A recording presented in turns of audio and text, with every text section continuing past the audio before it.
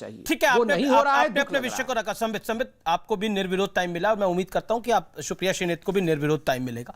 सुप्रिया जी, मैं आपसे सवाल पूछता हूं, आखिरकार नेगेटिविटी को राजनीति में लाने की आवश्यकता क्यों है? शशि थरूर साहब को ओकेजनली लिखने की क्या आवश्यकता थी? बधाई दे देते, पूरा देश सेलिब्रेट कर रहा है। शशि थरूर साहब इतनी परेशानी में क्यों है? शशि थरूर जी ने जो कहा वो शायद उनकी इस चिंता से आता है कि 135-140 करोड़ के इस देश में हमें ज्यादा जरूरत है स्पोर्ट्स पर ध्यान देने की, ज्यादा जरूरत है अपने युवाओं को स्पोर्ट्स की तरफ मुखरित करने की। सरकार ने ऐसा करने की कोशिश भी की थी, एटलीस्ट स्लोगन तो दिया था खेलो इंडिया का। लेकिन इस साल जब ओलंपिक का वर्ष था तो सरकार ने बजट स्पोर्ट्स मिनिस्ट्री का काट दिया था। 8.5% स्पोर्ट्स मिनिस्ट्री का बजट, 240 करोड़ स्पोर्ट्स मिनिस्ट्री का बजट कट गया था इस साल।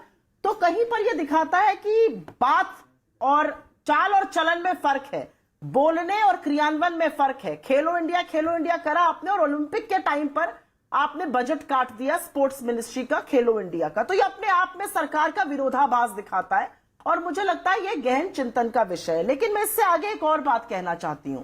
मैं कहना चाहती हूं कि किसी के एक चीज को पिक कर उस पर नुक्ताचीनी करना अगर है तो मैं बहुत ज्यादा आहत हूं, मुझे बहुत गहरा आघात पहुंचा है जब गुलाब कटारिया, जो नेता प्रतिपक्ष है राजस्थान के, खड़े होकर कहते हैं कि राम वहां समुद्र में पड़े होते अगर नाम ना होते।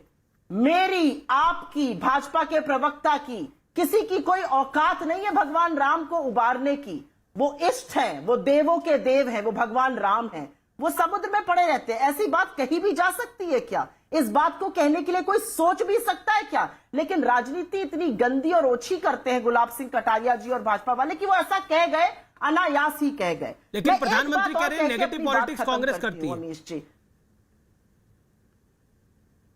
तो प्रधानमंत्री जी को गुलाब सिंह कटारिया से भी पूछना चाहिए कि इतने लोगों के इष्ट के लिए आप ऐसी बात क्यों करते हैं। नेगेटिव पॉलिटिक्स की जहां तक बात है, आज आपके शो पर मैंने देखा अगस्त क्रांति की आपने एक चर्चा करी हुई है। अगस्त क्रांति 1942 में हुई थी, क्विट इंडिया मूवमेंट। आपको पता है उसके खिलाफ किसने वक्तव्य दिए थे?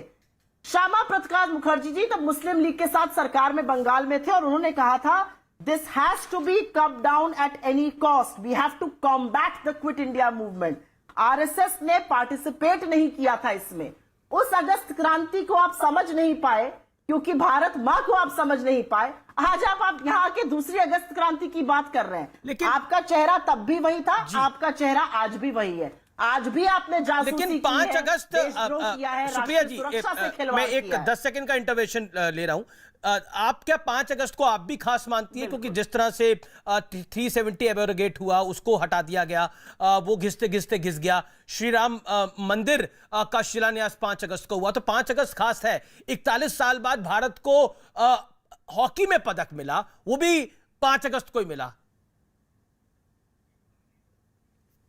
140 करोड़ के इस देश में हर दिन खास है और उस देश को हर दिन को खास बनाने के लिए ही सरकारें चुनी जाती हैं।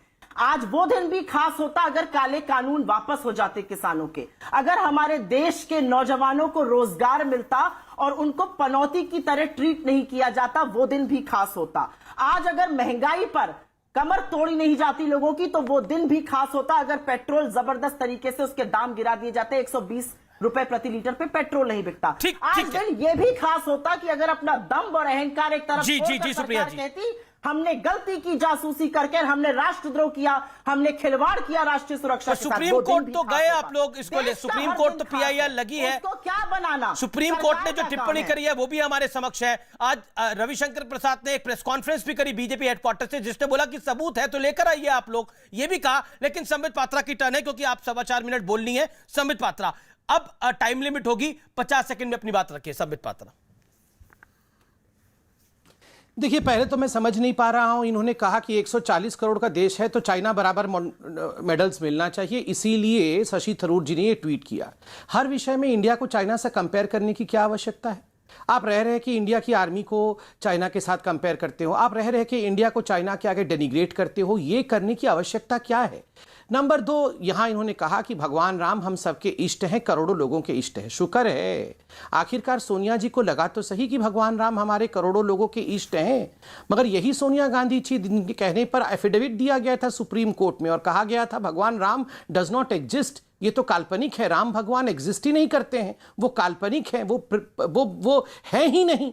आप बताइए, करोड़ों लोगों के सम्मान के साथ, आस्था के साथ जो खिलवाड़ किया था, उसका नतीजा तो वो पूरा का पूरा परिवार ही भुगत रहा है, क्योंकि ईश्वर भी ऊपर से सब देखता है। राम मंदिर नहीं बनने देना है। आप इसकी सुनवाई, सुप्रीम कोर्ट में कहा गया था इसकी सुनवाई 19 तक टाल दीजिए, लोकसभा की चुनाव के बाद राम मंदिर की सुनवाई होगी। किसने कहा था? कपिल सिब्बल ने कहा था, ये कांग्रेस पार्टी ने कोशिश की थी। और अंत में मैं कहना चाहूंगा, कांग्रेस आज अगस्त क्रांति की बात कर रही है, 1942 की बात कर रही है। देखिए, एक बात मैं यहां स्पष्ट कर दूं, ये जो गांधी जी के साथ कांग्रेस अपने आप को जोड़ रही है ना, ये कांग्रेस आई है, कांग्रेस गांधी नहीं है, महात्मा गांधी। कांग्रेस आई मतलब कांग्रेस इंदिरा। कांग्रेस टूट टूट कर केवल एक परिवार का हिस्सा है आज।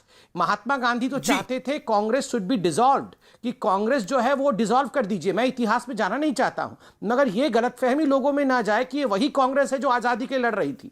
आजादी के लिए महात्मा गांधी लड़ रहे थे, और ये जो कांग्रेस है, ये कांग्रेस आई है एक परिवार के भरण पोषण का एक इंस्ट्रूमेंट है, एक माध्यम है।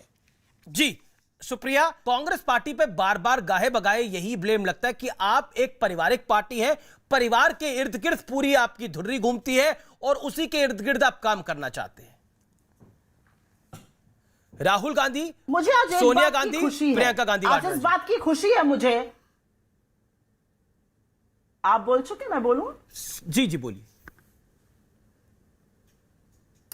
मुझे एक बात की खुशी है, आज महात्मा गांधी तो याद आए, क्योंकि ये तो गांधी के हत्यारे गोडसे के साथ खड़े हैं। ये तो गोडसे को जो जय जयकार करते हैं उनको पार्लियामेंट में लेके आते हैं। जो गांधी को धूमिल करके गोडसे की जय जयकार करते हैं उनको तो पीएम और होम मिनिस्टर फॉलो करते हैं। जो दिखाते हैं कि कैसे गांधी जी को गोली मारी गई और ट्विटर पे और फेसबुक पे हर जगह चलता है, उनकी जय जयकार के साथ ये खड़े हैं। तो चलो, आज गोडसे के हत्यारों को महात्मा गांधी याद आ गए। इसके लिए मैं ईश्वर का चरण वंदन करती हूं। ईश्वर की प्रार्थना आज स्वीकार हुई कि गोडसे की जो जय जयकार करते थे, आज उनको भी गांधी याद आ गए। सेल्फ गोल की बात हो रही थी और परिवार की क्यों आपने बात करी, तो मैं जरूर इसका जवाब दूंगी। सेल्फ गोल तो उसी दिन हो गया था जिस दिन नमस्ते ट्रंप करके चुनी हुई सरकार गिरानी थी, दीदी ओ दीदी करना था, बंगाल जीतना था, ना वैक्सीन थी ना ऑक्सीजन। सेल्फ गोल तो उसी दिन हो गया जब सदन में खड़े होकर कह दिया एक भी मौत बिना ऑक्सीजन के नहीं हुई। सेल्फ गोल तो उसी दिन हो गया, देनी थी 7 साल में 14 करोड़ नौकरियां, और बेरोजगार हो गए 23 करोड़ लोग, गरीबी की सीमा रेखा से नीचे चले गए। तो सेल्फ गोल की बातें यहां पर मत करिए। सेल्फ गोल तो उसी दिन, एक मिनट, सेल्फ गोल तो उसी दिन हो गया जो युवा शक्ति और लाल आंख दिखाते थे चीन को जब विपक्ष में थे। जब चीन हमारे देश में घुसा हुआ है तो ऐप बैन करी और चीन को सबसे लार्जेस्ट ट्रेडिंग पार्टनर बना लिया पिछले 1 ही साल में।